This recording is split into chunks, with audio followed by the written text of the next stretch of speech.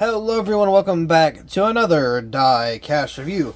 I've mentioned previously that I really need to get these 2022 diecasts out of the way, so here's a perfect example. This is Erik Jones' 2023 U.S. Air Force. Sadly, this is a paint scheme I've kind of grown not to really like, I guess, you know, at first I thought it was really cool. Now, I love the U.S. Air Force paint schemes, just because, you know, it's U.S. Air Force. But at the same time, it's like, I don't know, I don't know why, but I got so disinvolved with actually liking this paint scheme. So, I mean, I don't know, it's not a bad scheme, no, it's just kind of not really to my taste. I like the dark look to it, and I think it's got like a bunch of pop rivets and stuff on there to kind of look like, you know, the military-esque vehicle, which is cool and all, but I don't know, like, when I first saw this car, I was like, oh, that thing's great, and then it's kind of like, kind of a forgotten paint scheme. And I really hate to say that because it's a U.S. Air Force scheme, but I don't know, I'm not really feeling it. Also, I've noticed, I've seen some, like, box scratches or plastic scratches here, or just a little bit of cracking. I'm not sure how that happened. I know I've had it for a while, but I'm pretty sure I didn't get it this way. And, yeah, because, like, I've had it set up just kind of sitting on the shelf for a while, unless something happened and I just didn't realize it, or maybe I did get it like this and didn't realize it, but I don't think I did. I've had this diecast for so long, I don't even remember what happened to the box. But anyway, on to the actual diecast review. Let's go ahead and get this diecast out of its box and take a closer look. Here's the diecast out of the box, and I'm going to be honest. Now, there has been several times where I've said, a lot of these diecasts in the box don't look as good as them being outside of the box. And honestly, I said, you know, I wasn't really feeling this paint scheme, which I'm still kind of not. But it does look better out of the box. I can see some of the more blackness in the background. I can see some of that more darker, like, actual design in the back. I can, you know, see more of that. So, I mean, it's a little better than what it was in the box. You can see it actually looks kind of nice now. I don't know why. It's just, that box gives off such a weird, like, I don't know, like a weird image almost.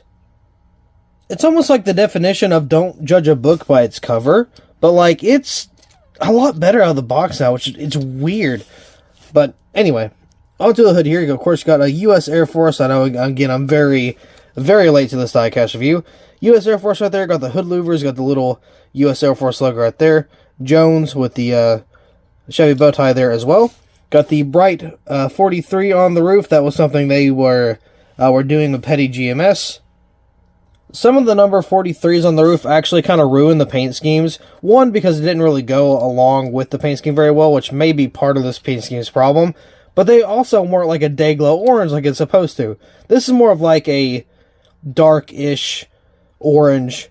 But it's not. It looks a little brighter on camera, but in person it's kind of dark, with a even darker blue outline around the 43. Now, these are all supposed to be like a day glow type color, so sometimes they hit it, sometimes they didn't. And I believe this is one of those cases where it didn't really hit home. Got some rivets right here in the top. Jones on the rear name banner here. Got a little bit of pop rivets going on in the back spoiler here. Nothing on the deck lid. Got U.S. Air Force on the back end here. More prop rivets kind of going around the back. Camaro ZL1. Got a 43 with a blue outline for whatever reason, instead of the orange and blue. And then, you know, of course, got the white and blue over here. It's like a baby blue outline, not like a... Oh, it's the petty blue. It's not like just another type of blue, which is kind of weird. Right here on the quarter panel, we have U.S. Air Force 75, I believe that's what that says. Got some arrows above the wheel well there with the U.S. Air Force, and a little more of the pop rivets going on here. Now, again, I will admit, actually, after looking at this paint scheme, I like it a lot more than I did out of the box, in the box. I don't know how, but it uncovered all the cool little features of this diecast. Maybe it's because I'm taking a closer look of it also. It's just weird, I pretty much completely changed my perspective of this diecast during the diecast review. Now, I mean, I guess that's kind of what a diecast review is for, that way you can actually take a deeper look into the diecast and see how you feel about it out of the box, after looking at all the details, all that stuff. I got focus factor right there. Erik Jones on the name banner, or on the name rail, I'm sorry. Mac Tools, STP, and Columbia down there. Got the little Air Force logo there. We got the NASCAR Cup Series. Ooh, kind of a botched Goodyear there. Sunoco, got that 43 again with the petty blue outline for, again, whatever reason. On the front here, got a pretty front, or a pretty clean nose. If I can focus or zoom out, that'd be really appreciated. There we go.